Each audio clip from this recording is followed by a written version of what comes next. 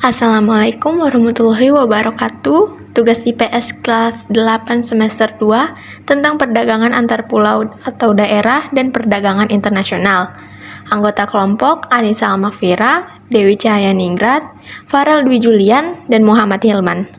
Kami dari kelas 8A. Soal pertama, kegiatan apakah yang dilakukan oleh orang-orang pada gambar tersebut?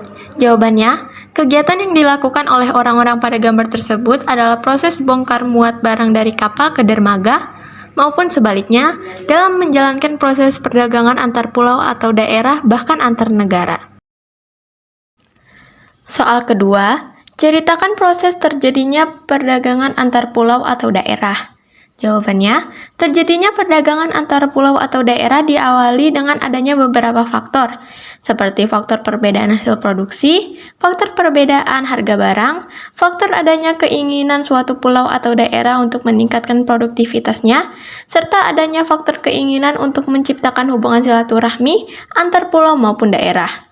Beberapa faktor ini kemudian menyebabkan terjadinya perdagangan antar pulau atau daerah, di mana perdagangan dapat dilakukan dengan berbagai cara, seperti dengan kapal, truk, pesawat, mobil, kereta, dan sebagainya. Soal ketiga, apa tujuan mereka melakukan perdagangan antar pulau atau daerah? Jawabannya, tujuan mereka melakukan kegiatan perdagangan antar pulau atau daerah ada 3. Yang pertama, memenuhi kebutuhan sumber daya untuk pulau atau daerahnya. 2. Meningkatkan dan memperoleh keuntungan yang berlebih. Dan yang terakhir, memperluas area pemasaran barang dagangannya.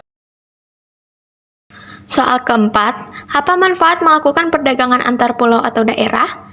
Jawabannya, manfaat melakukan perdagangan antar pulau atau daerah ada 5. Yang pertama, terpenuhinya segala jenis kebutuhan yang diperlukan pulau atau daerah tertentu. Kedua, terciptanya lapangan kerja yang luas.